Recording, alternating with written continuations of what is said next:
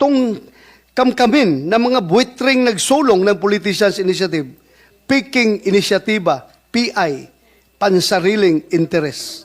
PI talaga. Opening, nais ko lang sabihin na kung minsan may mga sakit na kapag ginamot at biglang nawala ang sintomas, akala natin wala na. Akala natin magaling na yung tao. Akala natin napuksa na natin ang sakit. Kaya ihihinto natin yung gamot. Hanggang isang araw, lilitaw ulit ang sakit. Isa na siyang mas malakas na karamdaman at bago pa natin maagapan, huli na ang lahat. Ang sabi ng COMELEC, hihinto na sila sa pagtanggap ng pirma hanggat hindi na ay aayos ang ilang teknikalidad. Anong teknikalidad? Yung mga pirmang naipasa na. Paano? Anong bagong pamantayan ang gagawin nila? Kung aatras at nagbago ang isip ng tao, anong gagawin?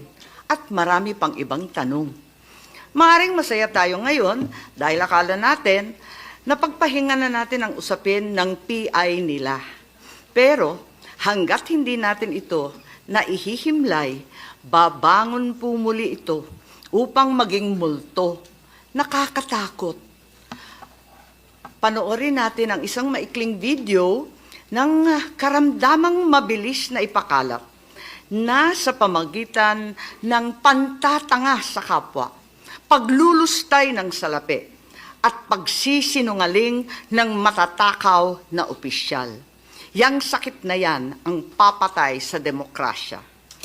At ang sino man magsabi na walang paki ang Senado sa usaping ito, isa lang ang masasabi ko, walang gamot sa kakapalan ng mukha mo. Panoorin na po natin. Ano ba yung charge? Hindi ko rin alam kasing konstitusyon eh. Kaya wala akong ideya. Kasi narinig ko sabi daw, yan yata yung stand ng parang walang eleksyon. Yun ba yun?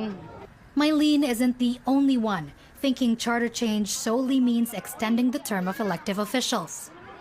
Christy says she didn't read the form she signed and was surprised when she found out what it's for. Wala kaming alam noon, basta ano lang kami, nagpirma lang. Nagulat nga rin ako eh, bakit pirma? Ano to? Para sa ayuda ba to? Sabi nila, oo daw. Tapos nung kinabukasan, nalaman namin, hindi pala ayuda yun. Chat-chat change pala yun. Ibig sabihin, walang eleksyon. Maribel and Mary Jane were also offered a payout, but they turned it down. Dapat talaga, pag-aralan muna yan, di ba?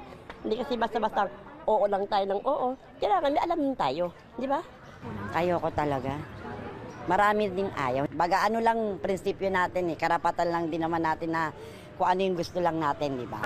Wala pa akong idea sa konstitusyon natin. Hindi niyo pa po nabasa? Hindi pa. Ay ako talaga sa totoo lang walang alam dyan. Kasi hindi naman talaga totally pinapaliwan sa mahihirap yan. Sa mga may mga alam na, matatalinong tao na may alam yan. Di ba? So yung konstitusyon na yan, kanila lang yan. Hindi natin alam mahihirap yan. Definitely, yung opisina niya ang nag-alok ng 20 million kada distrito. Definitely, nanggaling sa kanila yung very attenuated timeline. That is baseless, prove it. Kasi maraming marites nang lumalabas yan sa Senate eh. A lot of speculation. Ayuda kapalit ng pirma. Pumirma ang ilang residente sa Quezon City sa inakala nilang ayuda ng lokal na pamahalaan. Ang nag-utos si House Speaker Martin Romualdez. Umiikot ngayon sa ilang barangay ang form na ito na lumilikom ng pirma sa mga botante kapalit ng 100 piso. Yung form na ito, para ito sa kinakalap ng ating mahal na congressman na signature campaign. May pangako, bibigyan sila ng ayuda kapalit ng kanilang pirma. May na-monitor din ganitong gawain sa iba pang barangay sa Quezon City. Kasama sa mga pumunta ang 57 anyos na itago natin sa pangalang Ana. Pinapirma sila sa isang papel. Tinanong ko kung ano yun. Ano daw, ayuda daw. Pagkakaalam ko, 3,000 eh. Hindi na raw ipinaliwanag pa ang tungkol sa nakasulat doon. Kahit pa tinawag na mismo ng Pangulo na mapanghati ang pangangalap ng pirma para sa Chacha, tuloy pa rin ang pagkalat ng petisyon sa ilang lugar sa probinsya.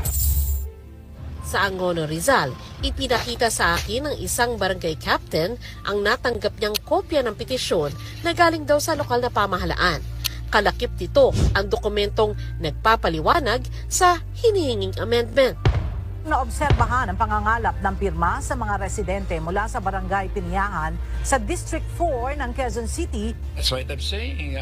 I offered the word July. I did not refer to somebody's documents.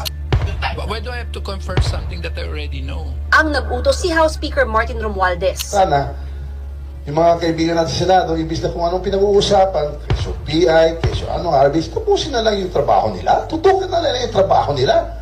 Parating tayo porque tapos na yung trabaho natin eh. Huwag mo na yung may didistract dito sa PI. Wala kayong pakialam sa PI. Wala kayong pakialam sa PI. Wala kayong pakialam sa PI. Kayo raw po yung nag-offer ng 20 million per district in exchange for the signatures. Well, it's baseless. Siguro, kausapin mo na lang siya. Nagmamarites siguro, nakikinig sa mga marites. I'd like her to prove it and she has the proper means and ways she can go to whatever court or agency, the COMELEC. Is charter change a priority of the Speaker? Well, it was the Senate already who came up with that, and I believe they had a dialogue. The Speaker, the Senate President, was in front of the President a couple of weeks ago. Huwag mo na yung may didistract dito sa PI. Wala kayong pakialam sa PI. Wala kayong pakialam sa PI. Wala kayong pakialam sa PI. Well, it was the Senate already who came up with that. As you know, 3 modes to amend the Constitution, but we have had problems in addressing it. We are thinking right now of addressing the procedural gap or question as to how we amend the Constitution. And that's either we vote jointly or separately. We'd like to have that resolved by and through a people's initiative. And that's either we vote jointly or separately. We'd like to have that resolved by and through a people's initiative. Nang makapanayam si Speaker Romualdez, itinanggi niyang iniutos niya ang pagsasagawa ng People's Initiative. And that's either we vote jointly or separately. We'd like to have that resolved by and through a people's initiative. And through a people's initiative. And through a people's initiative. That's Senator Bato talking. I don't know where he's talking about. He has not mentioned any congressman, so that I don't respond to. No. So you didn't give any orders po?